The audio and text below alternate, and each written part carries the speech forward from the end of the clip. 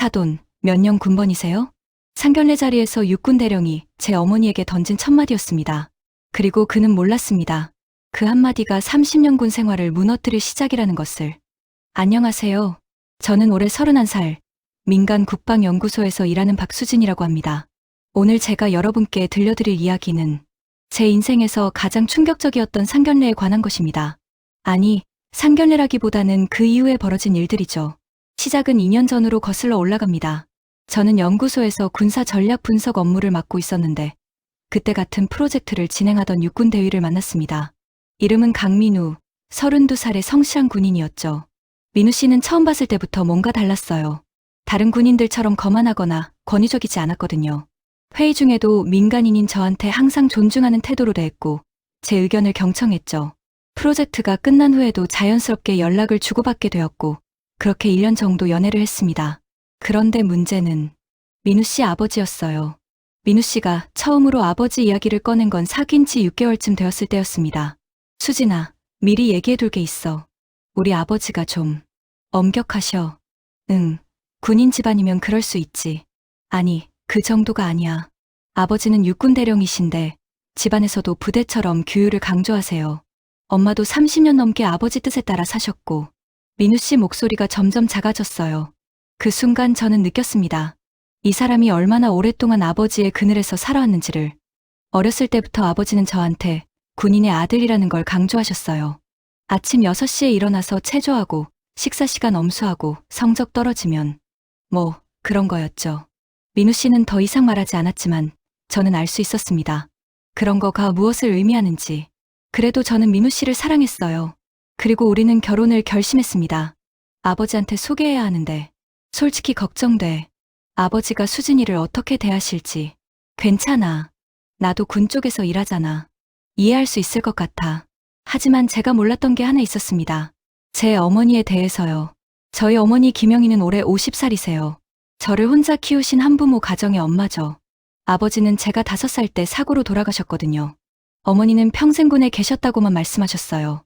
구체적으로 무슨 일을 하시는지는 잘 모르겠지만 가끔 늦게 들어오시거나 며칠씩 집을 비우실 때도 있었습니다. 엄마, 민우 오빠 아버지가 육군 대령이래. 상견례 때 괜찮으시겠어? 어머니는 차를 마시며 잠시 생각하시더니 말씀하셨죠. 그래? 대령이면 몇 년 군번이실까? 그때 어머니 눈빛이 뭔가 달라진 것 같았어요. 평소에 보던 따뜻한 엄마의 눈이 아니라 뭔가를 계산하는 듯한 차가운 눈빛이었습니다. 엄마, 왜 그러세요? 아니야. 아무것도 아니야. 상견례 날짜 정해지면 얘기해줘. 상견례 날짜가 정해졌습니다. 2025년 2월 15일 토요일 저녁 6시 30분. 장소는 이태원에 있는 고급 한정식집 송악정이었어요. 민우 씨 아버지가 직접 장소를 정하셨다고 하더라고요. 수진아, 미안한데 아버지가 정복 입고 오신대. 정복? 상견례 자리에? 응. 아버지는 항상 그러세요. 공식적인 자리는 정복으로 임해야 한다고. 저는 불안해지기 시작했습니다. 뭔가 잘못될 것 같은 예감이 들었거든요. 상견례 전날 밤, 어머니와 준비를 하면서 옷을 골랐어요. 엄마, 이거 입으실 거예요? 어머니가 고른 옷은 베이지색 블라우스에 검은색 슬랙스였습니다. 너무 수수했어요. 엄마, 좀 더 화려한 거 입으시지 그래요? 상견례인데. 아니야. 이게 좋아. 최소한 액세서리라도. 진주 귀걸이면 충분해. 그날 밤 저는 잠을 잘 수가 없었습니다. 내일 무슨 일이 벌어질지 알 수 없었지만 가슴 한편이 답답했거든요. 2025년 2월 15일 토요일, 송악정에 도착한 건 저녁 6시 29분이었어요. 어머니는 일부러 정확한 시간에 맞춰 오시려고 하셨던 것 같아요. 식당 입구에서 직원의 안내를 받아 청송실로 향했습니다. 문을 열자마자 저는 그 광경을 잊을 수가 없어요. 맨 앞 상석에 앉아 계신 한 남자. 육군 대령 정복을 입고 가슴에 훈장을 주렁주렁 달고 턱을 치켜 세운 채 우리를 내려다보고 있었습니다. 강철민 대령. 민우 씨 아버지였죠. 군인은 시간 엄수가 기본인데 1분 늦으셨네요. 어머니를 보자마자 던진 첫마디였습니다. 어머니는 아무 대답도 하지 않으셨어요. 그냥 지정된 자리로 걸어가 조용히 앉으셨죠. 저도 어머니 옆에 앉았고 민우 씨는 저를 향해 미안한 눈빛을 보냈어요. 강 대령은 어머니를 위아래로 훑어보더니 뭔가 만족한 듯 입꼬리를 올렸습니다. 자, 이제 인사를 나눠야죠. 저는 현재 육군 대령이고 연대장 직책을 맡고 있습니다. 아시다시피 군인은 이름보다 군번이 먼저예요. 그리고 그 질문이 나왔죠. 사돈, 몇 년 군번이십니까? 어머니는 차를 천천히 마셨습니다. 손끝 하나 떨리지 않으셨어요. 강대령은 그 침묵을 두려움으로 해석한 것 같았어요. 입가에 비웃음이 번졌거든요. 민우 씨가 급하게 끼어들었습니다. 아버지, 오늘은 그냥 편하게. 군인은 기수야. 넌 빠져. 강대령의 목소리가 날카롭게 민우 씨를 잘랐어요. 32살 대위가 아버지 앞에서 병사처럼 움츠러드는 걸 보면서 저는 가슴이 아팠습니다. 어머니는 여전히 아무 말씀이 없으셨어요. 그저 조용히 앉아서 상대의 말을 듣고 계셨죠. 아, 사돈께서 말씀을 안 하시니 제가 좀 더 얘기해야겠네요. 강대령은 의자에 깊숙이 기대앉으며 목소리를 높였습니다. 제가 그 육사 37기 동기들 중에서 제일 먼저 진급했어요. 37기 중에 저처럼 연대장까지 올라간 사람이 몇이나 될 것 같아요? 손에 꼽죠. 30년 군 생활 동안 자신이 밟고 올라간 사람들의 이름을 나열하기 시작했어요. 그때마다 그의 목소리에는 우월감이 묻어났고 눈빛에는 교만함이 어려 있었습니다. 민우 씨 어머니인 정숙희 여사는 고개를 숙인 채 젓가락만 만지작거렸고 민우 씨는 점점 더 작아지는 것 같았어요. 어머니는 그 모든 걸 지켜보고 계셨습니다. 표정 하나 변하지 않으셨고 눈빛은 차분했으며 손끝 하나 흔들리지 않으셨어요. 저는 그때 느꼈어요. 어머니의 침묵이 두려움이 아니라 관찰이라는 걸요. 음식이 나오기 시작했습니다. 첫 번째 전체 요리가 올라오자 강 대령은 다시 입을 열었어요. 그런데 사돈, 직업이 뭐예요? 아까부터 군에 계시다고만 하셨는데 구체적으로 뭘 하시는지 모르겠네. 그저 군에 있습니다. 어머니의 짧은 대답이었어요. 강 대령의 입꼬리가 올라갔습니다. 아, 그러시구나. 여자분들이 군에 계시면 대부분 행정 쪽이죠. 서류 정리하고 보고서 타이핑하고 뭐 그런 일들. 힘드시겠어요, 나름대로. 그의 말투에는 위로의 탈을 쓴 경멸이 묻어 있었어요. 저는 그때 알았습니다. 이 상견례가 정상적으로 끝나지 않을 거라는 걸요. 식사가 중반을 넘어가고 있었어요. 강 대령은 이미 와인 한 병을 거의 비운 상태였고 술이 들어갈수록 그의 목소리는 더욱 커졌고 몸짓은 더욱 과장되었어요. 사돈, 한 잔 받으시죠. 오늘 좋은 날인데 술 한 잔은 해야지. 강 대령이 와인잔을 어머니 앞으로 내밀었어요. 손놀림에는 강압적인 기운이 서려 있었죠. 술은 안 합니다. 어머니의 짧고 단호한 거절이었어요. 강 대령의 눈이 가늘어졌습니다. 선배가 주면 독약이라도 받는 게 예의 아닙니까? 사돈이 군에 계시다면서요? 군인이 술을 거절해요? 그는 와인잔을 더 앞으로 내밀었어요. 이거 받으라니까. 그 순간 잔에서 붉은 액체가 출렁이며 어머니의 베이지색 블라우스 위로 튀었습니다. 붉은 얼룩이 천 위에 번졌어요. 어머, 군대 기름이 들어간 거라고 생각해요. 영광인 줄 아시죠? 강 대령은 사과하는 대신 비웃었습니다. 민우 씨가 급하게 냅킨을 건넸어요. 어머님, 죄송합니다. 정말 죄송해요. 어머니는 조용히 냅킨을 받아 블라우스를 가볍게 눌렀어요. 표정은 여전히 무심했고 손끝 하나 떨리지 않으셨습니다. 그런데 강 대령은 멈추지 않았어요. 근데 수진 씨, 내가 들은 얘기가 있어. 한부모 가정이라면서 아버지가 안 계시다고? 제 얼굴에서 피가 빠졌어요. 그게 문제라는 건 아닌데 솔직히 걱정은 되죠. 한부모 밑에서 자란 아이들이 가정교육이 좀 부족하다고들 하잖아. 아까 말대꾸하는 거 보니까 역시 그런가 싶기도 하고 저는 눈물을 참느라 이를 악물었어요. 어머니만이 여전히 차분하셨습니다. 차를 천천히 마시시면서 강 대령을 바라보고 계셨어요. 뭐 그래도 수진 씨가 우리 집안에 잘 적응하면 되는 거죠. 내가 가르쳐 줄게. 군인 가정이 어떤 건지, 서열이 뭔지, 예의가 뭔지 처음부터 다시 배우면 돼요. 그는 와인잔을 들어 한 모금 마셨어요. 수진 씨, 우리 집에 오면 아침 6시에 일어나서 청소하고 아침 준비하고. 그게 군인 아내의 기본이야. 한부모 가정이면 아버지 역할을 할 사람이 없었을 텐데. 그래서 버릇이 좀 없는 건가? 어머니가 제 손을 꽉 쥐셨어요. 따뜻하고 단단한 손이었어요. 강 대령은 계속 말을 이어갔습니다. 사돈, 아까부터 군번을 안 말씀하시는데 혹시 군번 말하기 부끄러운 거예요? 낮은 계급이라서? 그때였어요. 어머니가 천천히 고개를 드셨습니다. 그리고 강 대령의 눈과 마주치셨죠. 그 군번줄이 잔내목을 조를 수도 있다는 생각은 안 해봤나? 어머니의 목소리는 낮고 차분했지만 그 안에 담긴 무게는 방을 짓누르는 것 같았어요. 강 대령의 손이 잠시 멈췄습니다. 아, 뭐라고요? 지금 저한테 협박이에요? 강 대령이 코웃음을 쳤지만 그 웃음에는 아까와 같은 여유가 없었어요. 어머니는 더 이상 대답하지 않으셨습니다. 냅킨으로 입가를 가볍게 닦고 자리에서 일어나셨어요. 잘 먹었습니다. 인연은 여기까지인 것 같네요. 저도 어머니를 따라 일어났어요. 민우 씨가 급하게 손을 뻗었지만 저는 고개를 저으며 그 손을 피했습니다. 저희는 청송실을 나왔어요. 뒤에서 강대령의 웃음소리가 들렸습니다. 쫄아서 도망가네. 맞지? 내가 이겼어. 하지만 어머니는 그 소리에 반응하지 않으셨어요. 그저 제 손을 잡고 식당을 나가셨죠. 밖에 나오자마자 저는 울음을 터뜨렸어요. 엄마, 미안해요. 쟤 때문에. 수진아. 어머니가 제 얼굴을 두 손으로 감싸셨어요. 넌 잘못한 게 없어. 오늘 일은 엄마가 처리할게. 어떡해요? 그건 묻지 마. 엄마를 믿어. 그날 밤, 저는 어머니가 서재에서 전화하시는 걸 들었어요.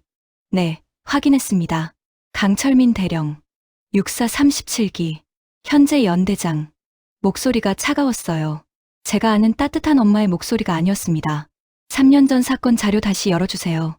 그리고 녹음 파일 법무팀에 전달하고요. 그 순간 저는 알았어요.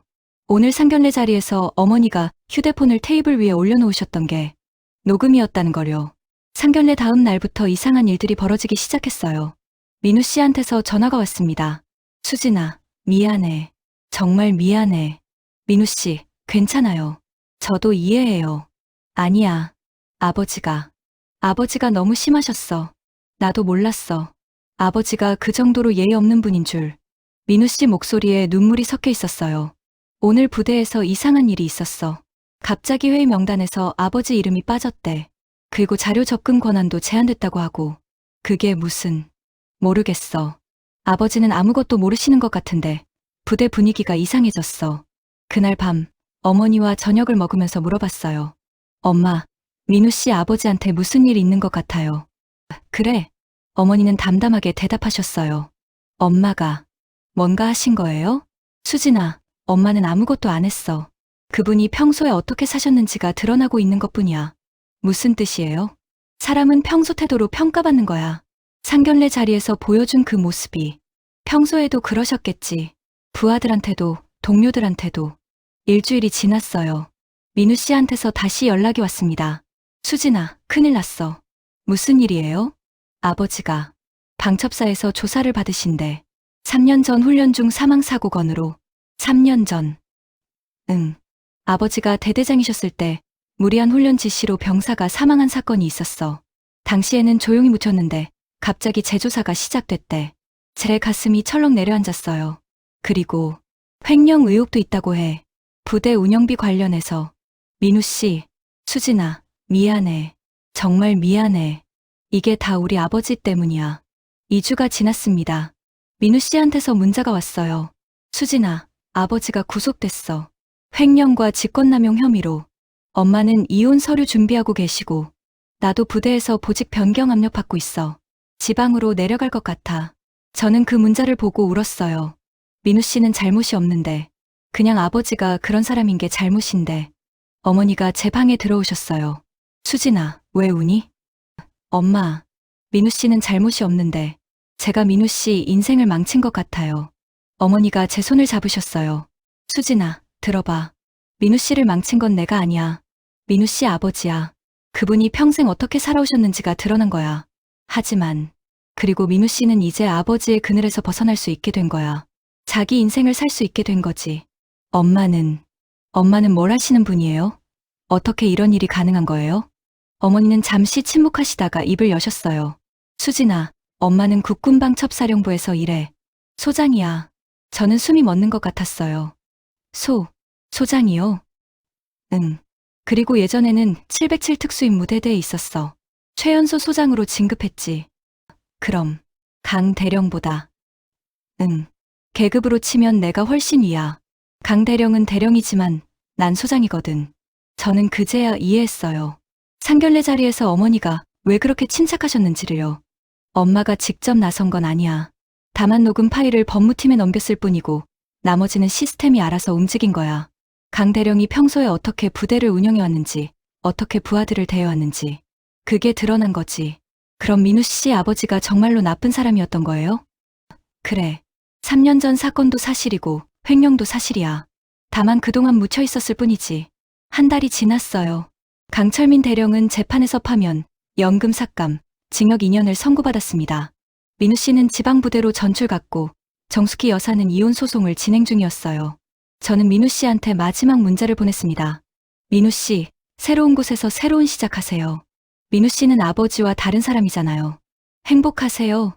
민우 씨한테서 답장이 왔어요. 수진아, 고마워. 그리고 미안해. 어머님께 정말 죄송하다고 전해줘. 나는 이제 아버지가 아닌 나 자신으로 살아볼게.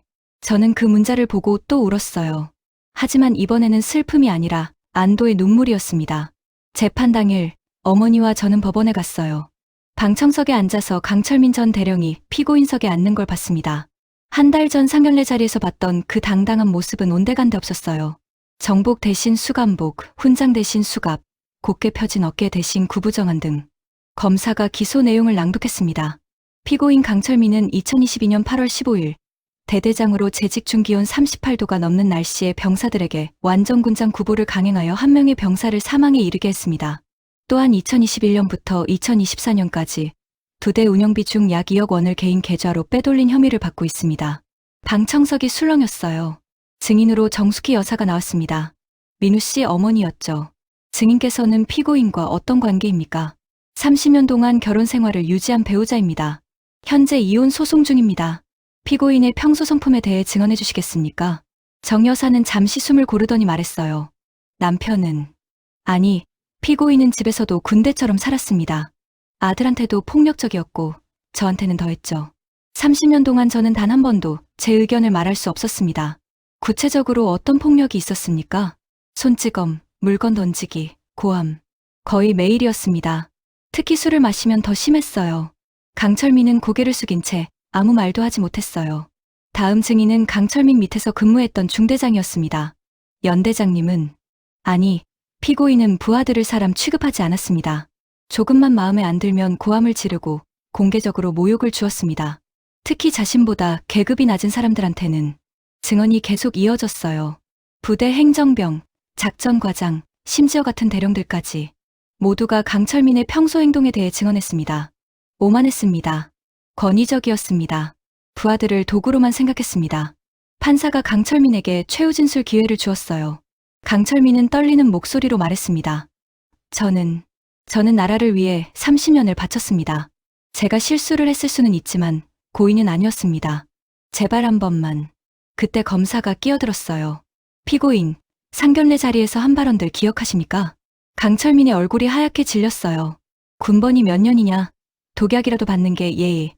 한부모 가정이라 버릇이 없다. 이런 발언들 하셨죠?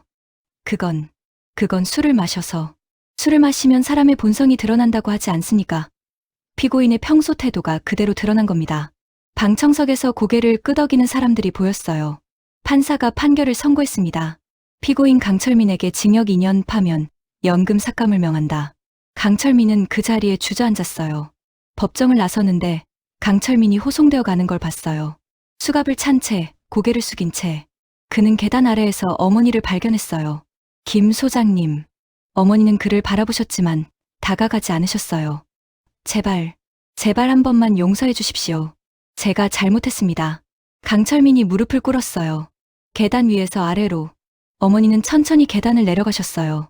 그리고 강철민 앞에 서셨죠. 강 대령님. 네네. 나는 아무것도 하지 않았습니다. 예? 당신의 태도가 당신을 여기로 데려온 겁니다. 상견례 때 당신이 한 말들 기억하시죠? 군번을 묻고 술을 강요하고 내 딸을 모욕했죠. 강철민은 고개를 숙였어요. 그날 나는 아무 대응도 하지 않았어요. 그냥 지켜봤을 뿐이에요. 당신이 스스로 무너질 때까지. 하지만 방첩사 조사가 그건 내가 지시한 게 아니에요. 당신의 과거가 스스로 떠오른 거예요. 3년 전에 묻었다고 생각한 것들이 당신이 밟아온 사람들의 기억이. 어머니는 한 발짝 뒤로 물러서셨어요. 시스템은 감정이 없어요. 당신을 심판한 건 내가 아니에요. 당신 자신이에요. 어머니는 몸을 돌려 계단을 내려가기 시작했어요. 강철민은 그 자리에 무릎 꿇은 채 남았습니다. 저는 어머니의 뒷모습을 따라가며 물었어요. 엄마, 정말 아무것도 안 하신 거예요? 응. 난 녹음 파일을 법무팀에 넘긴 것뿐이야. 나머지는 시스템이 알아서 움직인 거지. 시스템이요? 군대는 위계질서로 움직이는 조직이야. 그 안에서 권위를 남용하고 부하를 함부로 대하고 법을 어기면 언젠가는 드러나게 되어 있어. 내가 한 건 그 타이밍을 앞당긴 것뿐이야. 저는 그제야 이해했어요. 어머니가 왜 상견례 자리에서 아무 말씀도 하지 않으셨는지를요. 말로 대응하는 게 아니라 시스템이 움직이도록 만드신 거였어요. 재판이 끝나고 3개월이 지났어요. 어느 날 민우 씨한테서 연락이 왔습니다. 수진아, 잘 지내? 응. 민우 씨도? 응. 지방부대 생활 적응하고 있어. 처음엔 힘들었는데 이제 괜찮아.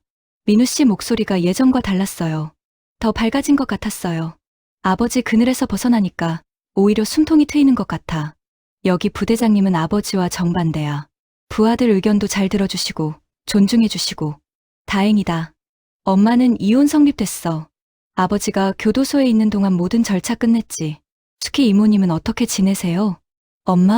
엄마는 처음으로 자기 인생을 사는 것 같아. 30년 만에 친구들도 만나고 취미생활도 하고. 어제 통화했는데 목소리가 너무 밝으셔서 깜짝 놀랐어.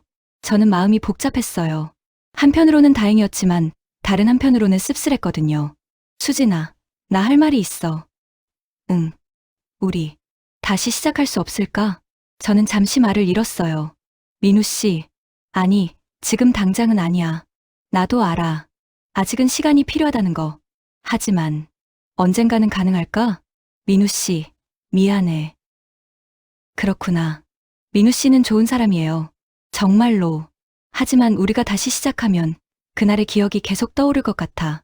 상견례 때 일, 재판 때 일. 그런 기억들이 우리 사이에 계속 남아있을 것 같아요. 민우 씨는 한참 동안 아무 말도 하지 않았어요. 알았어. 이해해. 그리고 고마워. 솔직하게 말해줘서. 민우 씨, 행복하세요. 꼭. 응. 수진이도. 전화를 끊고 나서 저는 울었어요. 민우 씨는 정말 좋은 사람이었거든요. 하지만 우리 사이에는 너무 많은 일이 있었어요. 어머니가 제 방에 들어오셨어요. 수진아, 울었니? 응. 민우 씨 연락 왔었어? 어떻게 아셨어요? 엄마도 알아. 너 민우 씨 좋아했잖아. 좋아했어요. 지금도 좋아해요. 하지만 다시 시작할 수 없다는 거 알아? 네. 어머니가 제 머리를 쓰다듬으셨어요. 수진아, 그게 맞는 결정이야. 민우 씨는 좋은 사람이지만 너희 사이에는 치유되지 않는 상처가 있어. 그걸 안고 살아가기엔 너무 무거워. 엄마, 울어도 돼. 슬퍼도 돼. 하지만 언젠가는 다시 일어서야 해. 알지? 네. 6개월이 지났어요. 어느 날 뉴스를 보다가 깜짝 놀랐어요. 전직 육군대령 강철민 씨가 복역 중 건강 악화로 병원에 이송되었습니다. 가족의 면회 요청이 있었으나 전 부인과 아들 모두 거부한 것으로 알려졌습니다. 화면에는 강철민의 사진이 나왔어요.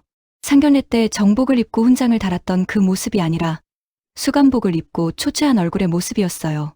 엄마, 이거. 응, 봤어. 민우 씨랑 숙희 이모님이 면회를 거부했대요. 당연하지. 30년 동안 폭력과 모욕 속에서 살았는데 이제 와서 왜 가겠어? 하지만 그래도 가족인데. 수진아, 가족이라는 이유만으로 모든 걸 용서하고 받아들여야 하는 건 아니야. 특히 그 사람이 평생 가족을 괴롭혀왔다면. 저는 복잡한 마음이었어요. 그 사람이 불쌍하다는 생각은 안 들어? 불쌍. 전혀. 어머니의 대답은 단호했어요. 그 사람은 평생 다른 사람들을 불쌍하게 만들었어. 부하들을, 아내를, 아들을. 이제 그 대가를 치르는 것뿐이야. 1년이 지났어요. 저는 새로운 연구 프로젝트를 시작했고 어머니는 여전히 방첩사에서 일하고 계셨어요. 어느 날 저녁 어머니와 저는 함께 공원을 산책하고 있었어요. 수진아, 요즘 어때? 괜찮아요. 일도 재미있고. 민우 씨 생각은 안 나? 가끔요. 하지만 이제 괜찮아요. 민우 씨도 잘 지내고 있다고 들었어요. 그래? 다행이네. 우리는 벤치에 앉아서 석양을 바라봤어요. 엄마, 질문 하나 해도 돼요? 응. 엄마는 후회 안 해요? 그날 상견례 자리에서 바로 대응하지 않은 거. 어머니는 잠시 생각하시더니 대답하셨어요. 아니, 후회 안 해. 오히려 잘한 것 같아. 왜요? 내가 그 자리에서 바로 대응했으면 단순히 말싸움으로 끝났을 거야. 하지만 나는 기다렸어. 시스템이 움직이도록. 그게 더 정확한 심판이었어. 시스템. 응.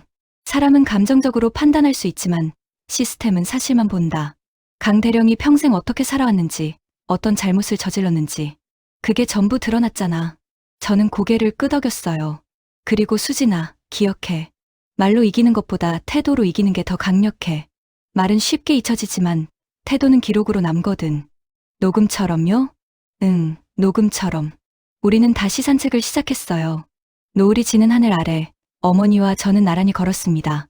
2027년 봄이었어요. 저는 출근길에 뉴스를 보다가 깜짝 놀랐습니다. 전직 육군대령 강철민 씨가 어제 오후 교도소에서 숨진 채 발견되었습니다. 향년 58세.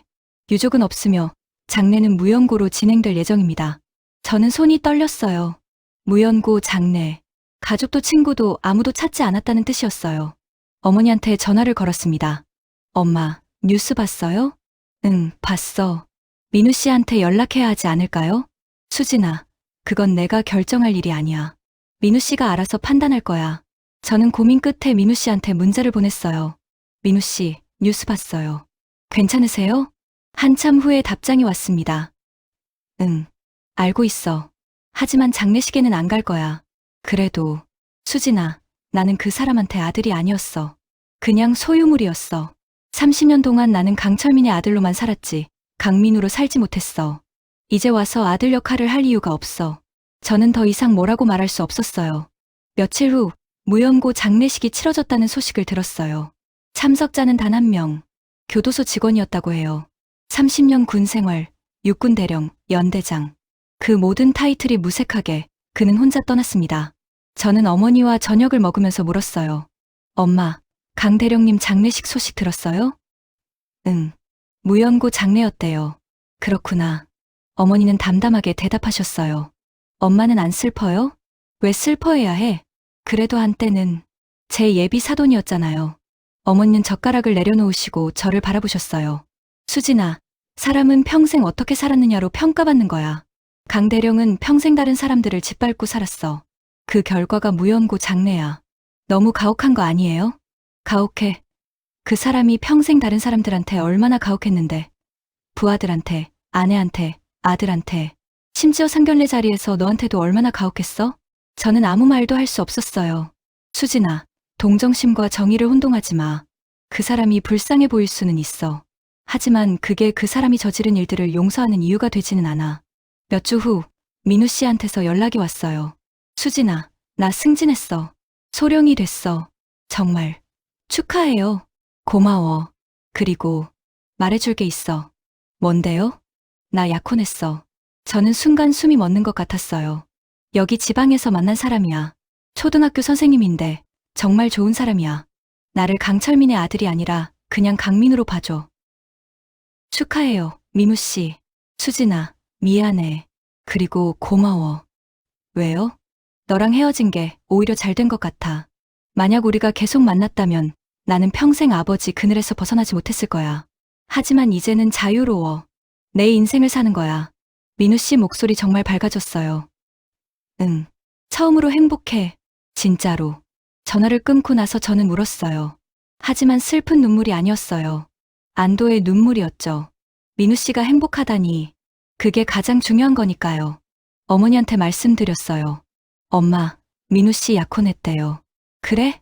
잘 됐네. 축하해줬어? 응.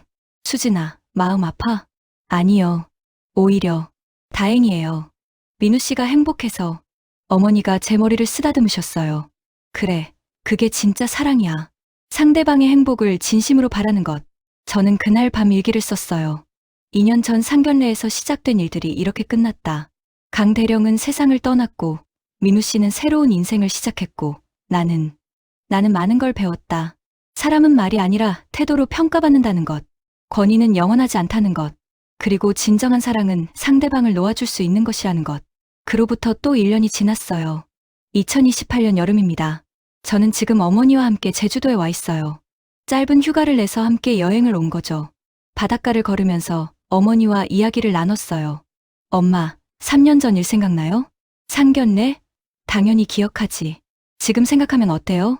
어머니는 파도를 바라보시며 말씀하셨어요. 잘한 것 같아. 그때 내가 바로 대응하지 않은 게.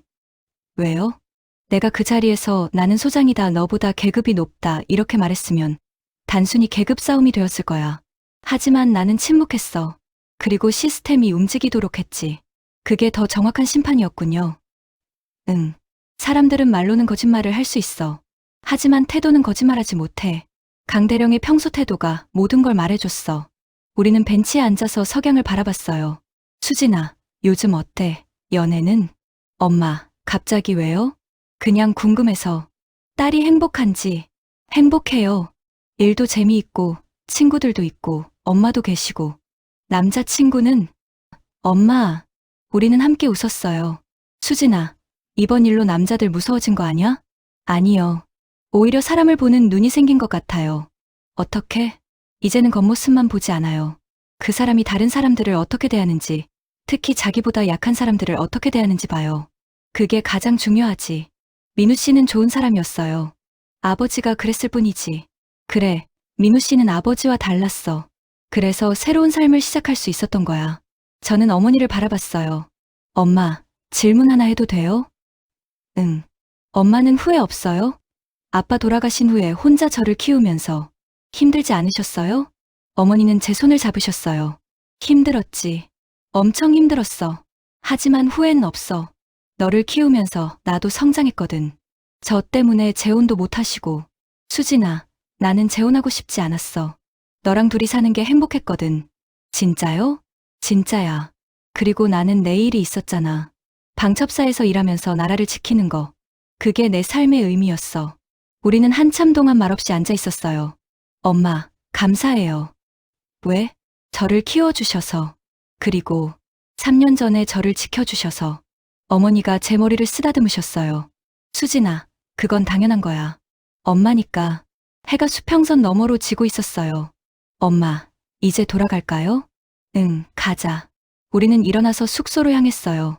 길을 걸으면서 저는 생각했어요. 3년 전 그 상견례가 없었다면 저는 어땠을까? 민우 씨와 결혼했을까? 강대령 밑에서 며느리로 살았을까? 아마도 저는 정숙희 이모님처럼 되었을 거예요. 30년 동안 말도 못하고 의견도 내지 못하고 그저 참고 사는. 하지만 어머니가 그걸 막아주셨어요. 침묵으로. 샵샵 클로징 2분. 여러분, 제 이야기를 끝까지 들어주셨네요. 3년 전 그 상견례에서 시작된 일들이 이렇게 마무리되었습니다. 강철민 전 대령은 세상을 떠났고 민우 씨는 새로운 인생을 시작했고 저는 많은 걸 배웠어요. 가장 중요한 교훈은 이거였어요. 사람은 말이 아니라 태도로 평가받는다. 강 대령은 30년 동안 나는 대령이다, 나는 연대장이다 라고 말했지만 그의 태도가 모든 걸 무너뜨렸어요. 반면에 어머니는 상견례 자리에서 단 한 번도 나는 소장이다 라고 말씀하지 않으셨지만 그분의 침묵과 태도가 모든 걸 말해줬죠. 여러분도 주변을 돌아보세요. 말로는 좋은 사람인 척하지만 실제 태도는 어떤 사람들이 있지 않나요? 특히 자기보다 약한 사람들을 어떻게 대하는지 보세요. 그게 그 사람의 진짜 모습이거든요. 그리고 기억하세요. 권위는 영원하지 않습니다. 계급도, 직책도, 돈도. 진짜 남는 건 당신의 태도예요. 당신이 다른 사람들을 어떻게 대했는지. 그게 당신의 진짜 유산이 될 겁니다. 저는 이제 제 일을 계속하고 어머니는 나라를 계속 지키실 거예요.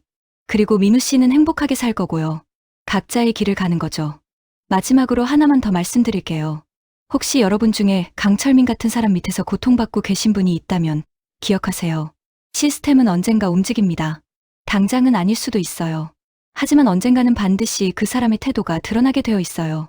그때까지 기록하세요. 증거를 모으세요. 그리고 기다리세요. 시스템이 움직이는 그날을. 여러분, 긴 이야기 들어주셔서 감사합니다. 행복하세요. 그리고 좋은 사람이 되세요. 말이 아니라 태도로.